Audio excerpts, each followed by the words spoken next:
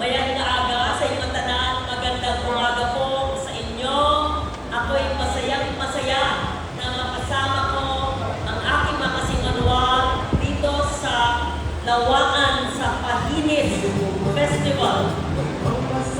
Ayan, kumakanta na. Salamat, Mayor Aser, aking matalik na kaibigan, sa inyong pag-imbita sa akin.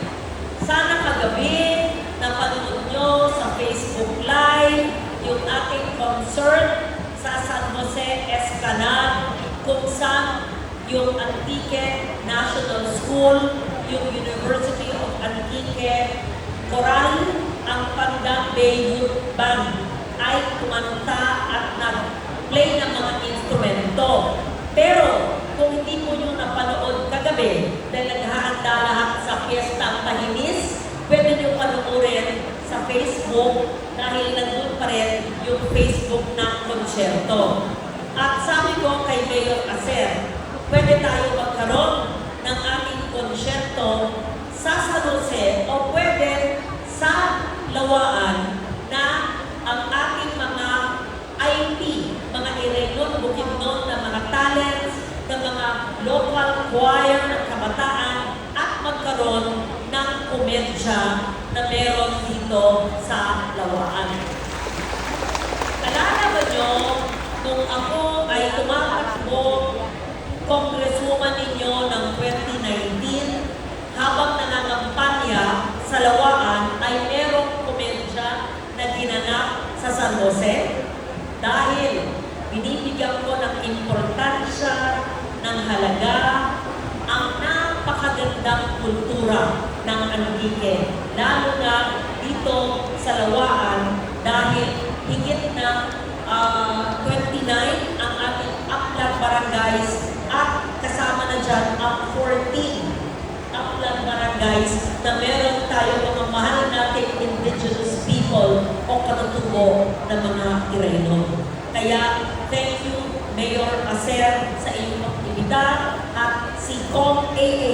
Legarda, ang aking bukto, ay darating mamaya. Ako ay nagsalita ng una dahil papunta po ako sa Senado na session namin ng alas 3 at meron akong lipad na palm flight ng 11:30 o 12 para makarating sa Maynila sa aking Senate session. Pero hindi ako makauwi ng Maynila na hindi nagpupunta sa Pahinis Festival dito sa inyo. Nagbabatid din po at papasalamat kay Dr. Vice Mayor John Ralph Asoy. Salamat sa iyong dedikasyon sa pagtulong sa mga tao. Mayang aga sa inyong tanang. Lubos ang aking kagalakan at pagmamalaki na makasama kayo ngayon sa pagdiriwang ng ika-20 na Pahinis Festival. Bumabati din sa lahat ng ating barangay chairman at officials at mga sangguniang bayan at lahat ng ating mga SPs na nandito, pati na rin ang ating mga DepEd, ang ating mga PWD, ang senior citizens, ang ating mga teachers, ang ating mga health workers, and non-teaching personnel, lahat po sa inyo. Ang sabi po ni Mayor Aser Balanchar, ang festival na ito ay simbolo ng pag-inugyol at paghigugma sa atong banwa, pagkakaisa at pagmamahal sa ating bayan. Damang-dama ko ang paghigugyo at paghigugma sa tuwing kayo ay aking kasama. Tuwing kasama nyo ang aking bukto na si Kong A.A. Legarda. Sa bawat lugar na puntahan natin, sa bawat tahanan, sa bawat barangay.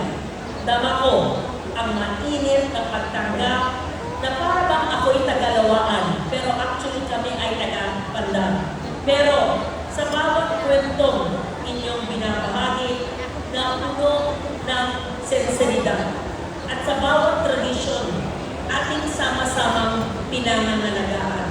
Ramdam ko ang lalim ng pagmamahal at taus-pusong dedikasyon sa pangangalaga sa ating kultura, sa ating bayan. Ang pagdiriwang natin ngayong taon ay mas espesyal dahil kasabay ito ng ika-110th anniversary ng pagkatata ng Lawaan bilang 12th Bayan ng Antique. Pinapaalala sa atin ng ating kasaysayan ang pagsisikap at determinasyon ng ating mga ninuno upang matiyak ang pagkakakilanlan at kasarinlan ng Lawaan bilang pamana sa mga susunod na henerasyon. Kaya po, tayo ay naririto ngayon. Pinagdiriwang natin hindi lamang ang kasaganahan ng ating likas yaman, kundi pati na rin ang yaman ng Lawaan bilang sisidlan ng pagkakaisa sa isang ng kultura at katatagan ng bawat mamamayan. Bilang inyong author at sponsor ng batas na nagtagat ng MSME Law, Micro, Small at Medium Enterprises Law, pinagmamalaki kong suportahan ang pagpalakas ng mga lokal na industriya ng Lawaan. Ang bayan na ito ay tahanan ng pinakamodernong Muscovado processing plant sa buong isla ng Panay, ang ating Lawaan Multipurpose Cooperative.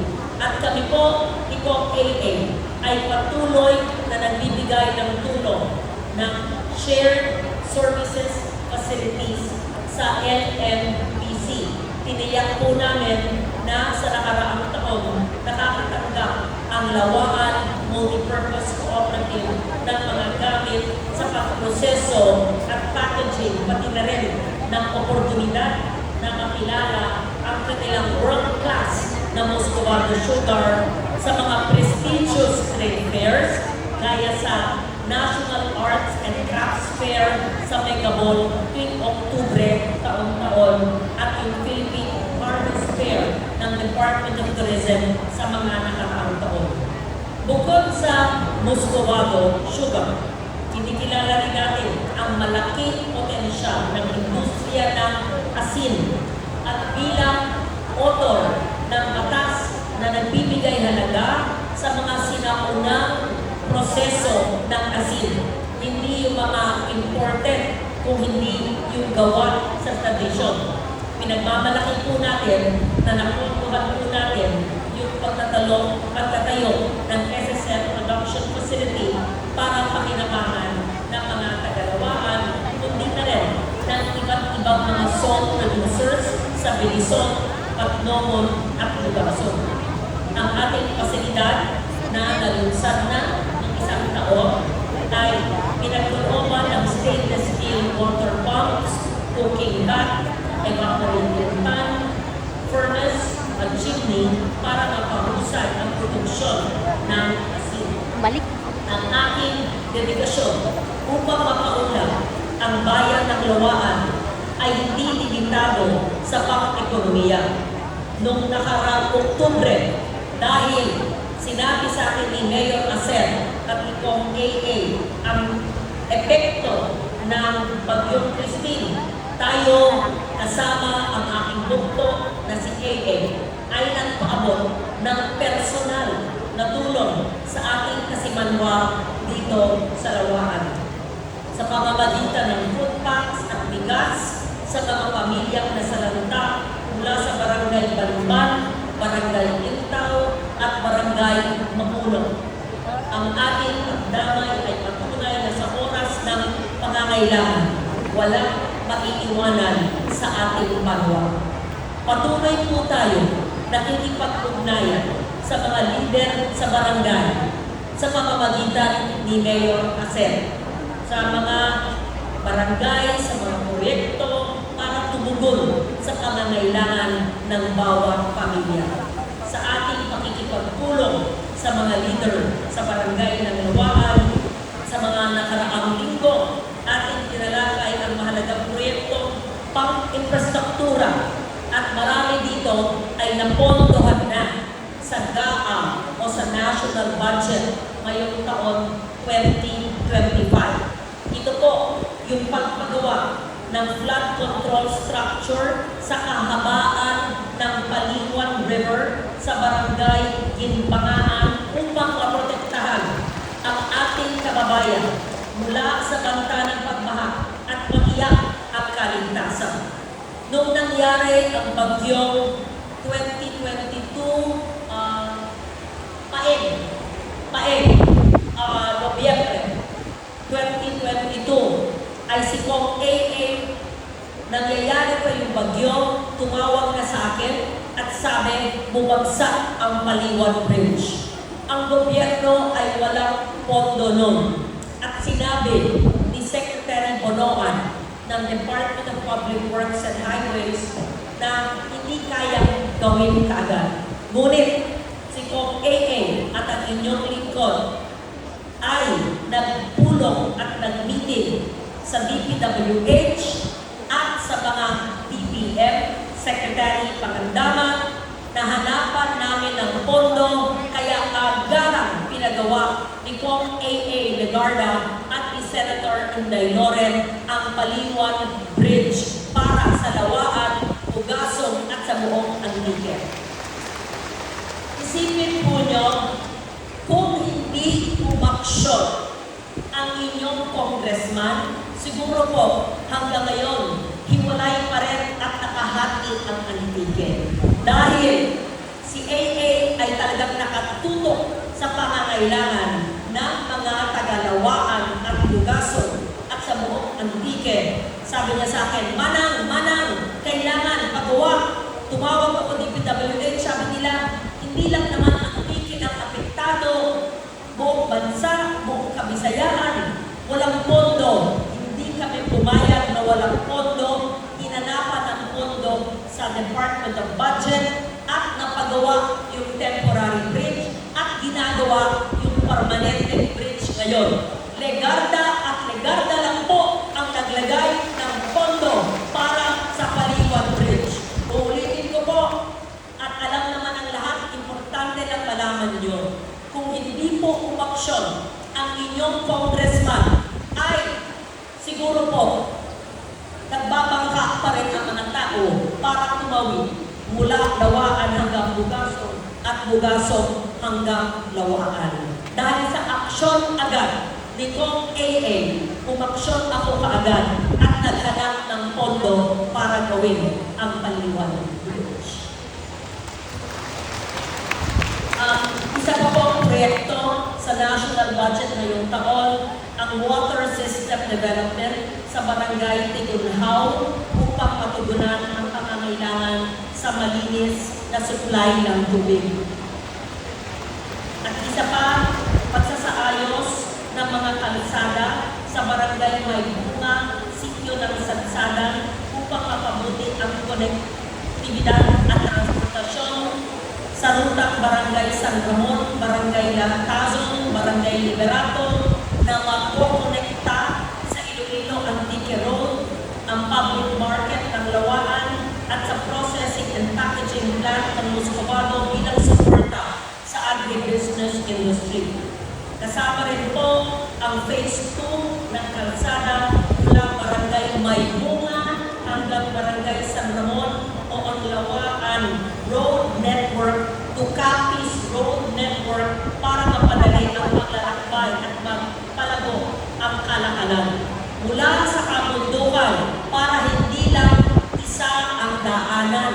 Para po yung mga nasa mundo sa Maybunga, yan ang hiniling ni Mayor Aser ay gagawa ng kalsada at sinimula na po ng isang taon para ang labas ay Capiz para marami ang daan na papuntang Lawaan, hindi lang sa main highway. At yung phase 3 ng kalsada sa Lawaan Ridge Road patungo sa Aklan River na nagbibigay daan sa mas maayos sa transportasyon sa produkto at servisyo. Kasama aking bugto, si Congressman A.A. Patuloy namin sinusulong itataguyod ang mga proyekto at kung wala ang efforts na ito ito ay hindi kayang maisakatuparan. Malaking pondo ang kailangan. Kailangan talaga ng disiplina at sipag at koneksyon sa ating pamahalaan para maging progresibo sa infrastruktura, para magkaroon po ng access ang lawaan, hindi lang sa isang daan, kundi maraming mga daan. Marami pa akong sasabihin na napakahaba ng aking speech, pero naalala nyo, yung birthday ni Mayor noong Agosto, ay pinangako ko sa kanya na magkakaroon tayo ng Indigenous Peoples Cultural Center. Ito po ay pupondohan natin at itatayo sa isang aklang barangay para po merong gathering place ang ating mga mahal na katutubong ni Raymond Bukidnon. Siguro sa barangay May Bunga at sa susunod kong punta ito pagkatapos ng Senadong sesyon. Aakyat ako sa barangay May Bunga at doon tayo magpulong. Ayun. At gusto ko rin mag-schedule ng komedya, pwede rito sa ating Gabaldon Building. Tinuro sa akin ni Mayor na yan pala ay pinagawa ko ng 20 milyon kasama si Kong A.A. Legarda. Mayor, pakilista po lahat pa ng inyong Gabaldon Building.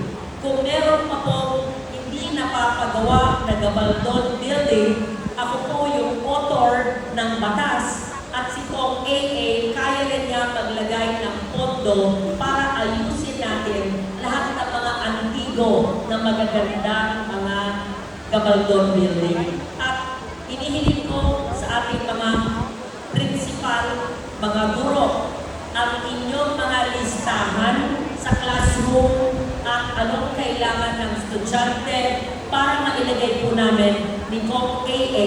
sa budget ng 2026 para mabigay po lahat. Masaya din akong ibalita sa inyo, sa inyong kapistahan ngayon, na ang bawat estudyante sa University of Antique, pangkolehiyo, o sa pribadong kolehiyo, ay magiging scholar ni Mayor Aser Balanchai at ni Kong A.A. Legarda at ni Inday Loren ay bibigyan natin sa ilalim ng DSWD AIPS Educational Assistance ng 10,000 pesos ang pagpapalista. Kaya sana ngayon magsimula po at lahat ang lista ay sa opisina po ni Mayor. Tulungan na po ni Dr. Vice Mayor, si Mayor Aser. Importante po, palista po kay Mayor. Isang Mayor lang ang ating kinakausap, si Mayor Aser Balanchai. Ang mahalaga, alam po ng lahat yun. Kaya po, si Kong A.A. ang kanyang BFF, best friend, ay si Mayor Aser Balanchai, ay mag-uugnayan para po sa lahat ng scholarship. Hindi tayo pipili. Lahat ng kabataang nangangailangan na sa kolehiyo ay bibigyan natin ng 10,000 educational assistance. Pangalawa ay tinanong ko kay Mayor ilan yung dapat bigyan ng food assistance sa households ay mga 6,500. Kaya mula kay Kong A.A. Legarda at kay Mayor Aser Balanchai na galing po sa pondo na linaan ko sa Senado ay magbibigay po tayo sa bawat household ng Lawaan ng 2,000 pesos food assistance. Ulitin ko po, ihuhulog yung pondo sa LGU. Hindi na kailangan galing sa Maynila, sa Region 6, matagal ang proseso. Ngayon, pagbalik ko po sa Senado, aayusin ko na po mula sa DSWD, diretsyo na po sa lokal na pamahalaan. At alam naman ng LGU, lahat ng household hanggang sa may bunga sa bundok ay kailangan makatanggap po ng ayuda mula kay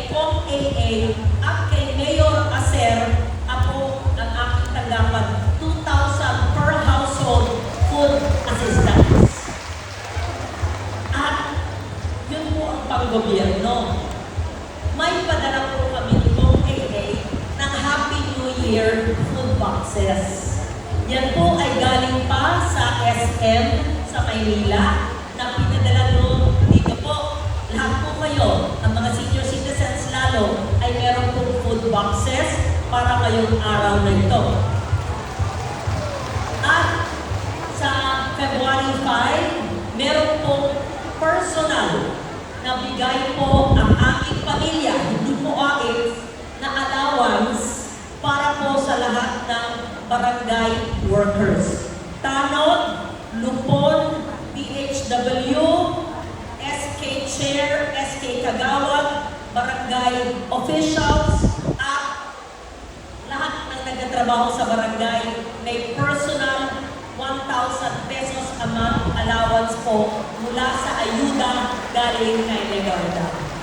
Kaya po, kami natutuwa, binalita ko po ang mga gobyernong tulong, pero nagbibigay rin kami galing sa aming sariling bulsa.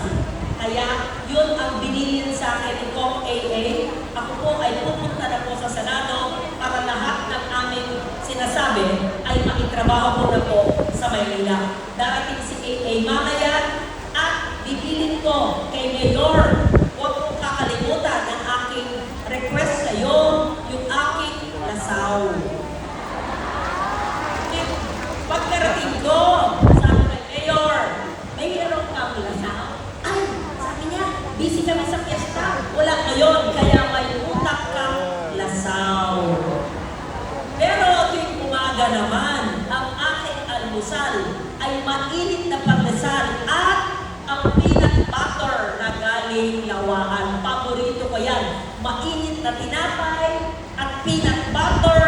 Ayan. Kami lahat sa Senado, excited na ako dahil hindi pa ako nag-aalmusal. Marami akong take out galing kay Mayor Aser. Mahal na mahal ko si Mayor Aser at mahal na mahal ko po kayong lahat dahil nararamdaman ko ang kultura dito. Kaya gagawa tayo ng parang pang-konsyerto gaya sa San Jose, dito natin gaganapin sa Lawaan, sa Central Antique. Patuloy po ang inyong Inday Loren kasama ng aking bugtong si AA na tutulungan ang asin, ang muscovado sugar, ang mga maliliit na negosyo at siyempre papagandahin ang infrastruktura para magkaroon ng trabaho ang mga tao. Duro din na salamat